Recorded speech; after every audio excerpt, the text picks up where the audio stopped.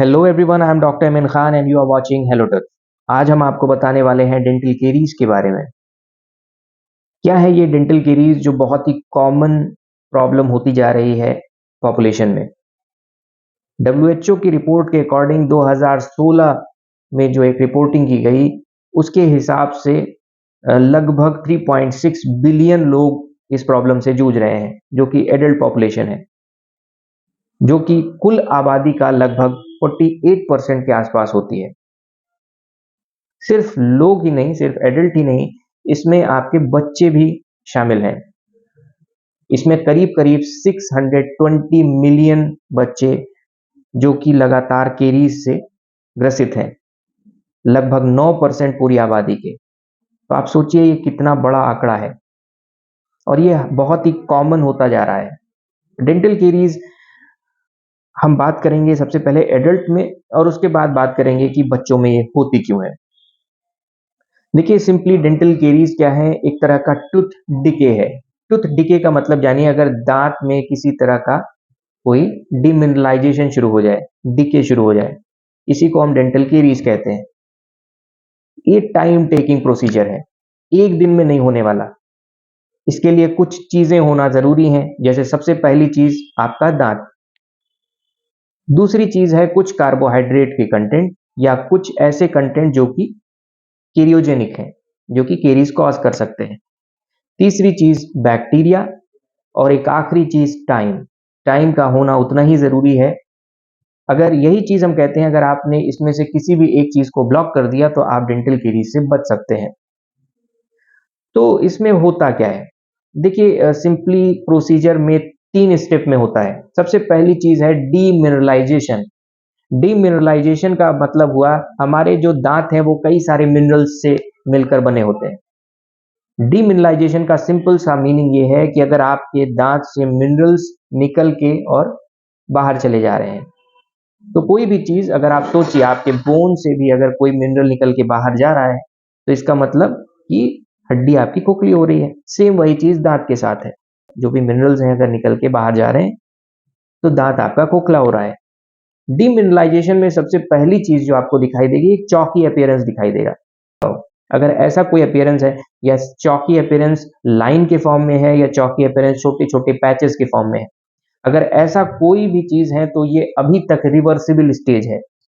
यहां पर अगर आपने चीजों को पकड़ लिया तो आप इसे रिवर्ट कर सकते हैं, बहुत सारी चीजों को रिमिनरलाइज करा सकते हैं, दांत को रिमिनरलाइज करा सकते हैं। तो डिमिनरलाइजेशन के बाद क्या होता है, डिमिनरलाइजेशन के बाद का प्रोसीजर कहलाता है इनेमल डिके। इनेमल जो कि दांत के सबसे बाहर की लेयर होती है। सिंपली जब ये चौकी अपीयरेंस आ जाता है तो दांत थोड़ा सा, ऐसा समझिए कि थोड़ा सा पोरस टाइप का हो जाता है। अगर आपने इस स्टेज में भी ख्याल नहीं किया तो क्या होगा, धीरे धीरे अब दांत जो है, आपका जो इनेमल होगा वो लॉस्ट होता जाएगा। और इसके आगे ही कंडीशन आती है कैविटेशन की। कैविटेशन सिंपली क्या है कि छोटी छोटी एक कैविटी बन जाएगी, छोटे छोटे छेद जैसे दिखाई देने लगेंगे दांत में, दैट इज कॉल्ड कैविटेशन। अगर आपने इस पे भी ख्याल नहीं किया, अच्छा, कैविटेशन जो एक प्रोसीजर है, कैविटेशन का कोई भी चीज रिवर्सिबल नहीं है। अगर आपको कैविटेशन होना शुरू हो गया है तो आपको डॉक्टर के पास जाना ही पड़ेगा और उसका जो है रेस्टोर कराना पड़ेगा दांत को। अगर आपने इस पर भी ख्याल नहीं किया तो उसके बाद का जो प्रोसीजर है, that is called dentin decay, क्योंकि इनेमल के बाद की लेयर होती है डेंटिन। और यहां से आपको शुरू होगी सेंसिटिविटी। सेंसिटिविटी इनेमल से भी शुरू हो सकती है, लेकिन ज्यादातर केसेस में डेंटिन से शुरू होती है, क्योंकि डेंटिन में कई सारे डेंटाइनल ट्यूब्यूल्स होते हैं, छोटे छोटे, जो कि सेंस करते हैं आपके ठंडा गर्म सेंसेशन को। तो इसीलिए हमें सेंसिटिविटी फील होने लगती है। डेंटिन जब यहां पर आपका डिके शुरू हो जाए तो जान लीजिए कि अब दिक्कत आपकी ज्यादा होने लगी है। जब आपको ठंडा गर्म लगने लगे, और ठंडा गर्म ऐसा कि ठंडे गर्म के साथ मीठा लगना शुरू हो जाए, या सपोज कीजिए कि आप कुछ खा रहे हैं और जब वो फंस रहा है दांत में तो आपको दर्द लगे, लेकिन जब आप उसको साफ कर लीजिए तो वो नॉर्मल हो जाए, पेन खत्म हो जाए उसमें। वहां तक की चीजें रिवर्सिबल स्टेज में होती हैं, लेकिन रेस्टोरेशन की रिवर्सिबल स्टेज में होती है। अभी तक मैंने आपको बताया कि डीमिनरलाइजेशन सबसे पहला स्टेज था, डीमिनरलाइजेशन। डीमिनरलाइजेशन में अगर आपने चीज़ों को देख लिया तो उन चीज़ों में आप बहुत सारे फ्लोराइड का यूज़ करके या बहुत सारी और भी चीज़ें हैं उनका यूज़ करके आप दांत को वैसे ही बचा सकते हैं, बिना किसी ड्रिल के या बिना किसी रेस्टोरेशन के। इनेमल डिके, डेंटिन डिके को आप बिना डॉक्टर के नहीं बचा सकते। इसमें कैविटी बनाई जाती है, कैविटी बनाने के बाद इसमें फिलिंग की जाती है और फिलिंग का भी एक अपना एक तरीका होता है। डेंटिन को रिप्लेस करने का अपना एक मटेरियल होता है, इनेमल को रिप्लेस करने का अपना एक अलग मटेरियल होता है। इसकी एक सेपरेट लाइनिंग की जाती है ताकि हमें फिर ठंडा गर्म नहीं लगता। अगर सारी चीज़ों को एक ही मटेरियल से पैक कर दिया जाता है, जो कि आजकल कॉमनली किया जाता है, तो उसमें कहीं न कहीं दिक्कत आना शुरू हो जाती है। तो अगली चीज़ आती है कि अगर आपने डेंटिन डिके में भी नहीं ख्याल किया, तो क्या होगा कि आपका पल्प इन्वॉल्व होने लगेगा। पल्प एक वाइटल स्ट्रक्चर है, जिसमें ब्लड सप्लाई, नर्व्स जितनी हैं वो सारी चीज़ें रहती हैं। तो अगर आपका एक बार पल्प इन्वॉल्व हो गया तो सबसे पहला जो होगा वो पेन सेंसेशन होगा इसमें। पेन आएगा या कई बार स्वेलिंग भी हो सकती है दर्द की वजह से, तो ये सारी चीज़ें आती हैं। और इसके बाद का जो प्रोसीजर है वो रिवर्सिबल नहीं है, तो बिना रूट कैनाल के आप इसको सही नहीं कर सकते। तो जितना जल्दी आप स्टेप लेते हैं डिमिनरलाइजेशन जो स्टेजेस मैंने आपको बताई, जितना जल्दी आप स्टेप लेंगे उतना जल्दी आप दाँत को अपने सेफ रख सकते हैं। अच्छा ये होता क्यों है? देखिए केरीज़ जो है ये सिंपली मैंने आपको बताया इसमें 4 फैक्टर्स काम करते हैं। सबसे पहली चीज़ एक बायोफ़िल्म दाँत में बनती है, जिसे डेंटल प्लाक कहा जाता है।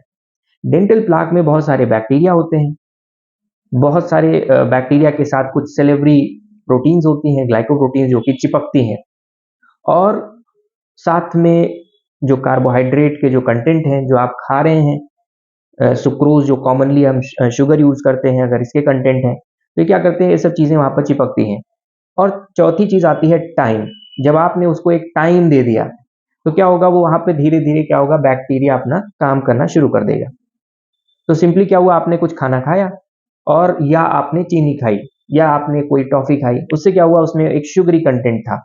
वो क्या हुआ उस बायोफ़िल्म पर आपका ऐड ऑन हो गया और वहाँ पर बैक्टीरिया ऑलरेडी प्रेज़ेंट है क्योंकि हमारे जो माउथ है उसमें बहुत सारे बिलियंस, ट्रिलियंस बैक्टीरिया प्रेज़ेंट हैं। तो उसमें क्या हुआ कि बैक्टीरिया अपना काम करना शुरू कर दिया और आपने एक समय दे दिया उसको। सपोज़ कीजिए इसीलिए मैं कहता हूँ कि चीज़ों में समय ना दें। जैसे अगर आप खाना खा रहे हैं, तो खाने के थोड़ी देर बाद जैसे रात में अगर आपको सोना है उससे पहले ब्रश कीजिए, नहीं तो एक 12 घंटे का टाइम इंटरवल मिलने लगता है। तो उसमें क्या होगा कि सपोज़ कीजिए आपने खाना खाया और जिसमें शुगरी कंटेंट ज़्यादा था, तो क्या जितने बैक्टीरिया थे उसने क्या किया, वो डिफरेंट पाथवे के थ्रू जो है वो एसिड बनाना शुरू कर देते हैं। ज़्यादातर केसेस में लैक्टिक एसिड बनता है। तो अगर एसिड बनाना शुरू कर देंगे तो क्या होता है कि अगर सपोज़ कीजिए कहीं भी एसिड क्या करेगा वो धीरे-धीरे चीज़ों को गलाना शुरू कर देगा। तो उसी तरह दाँत भी गलना शुरू हो जाता है।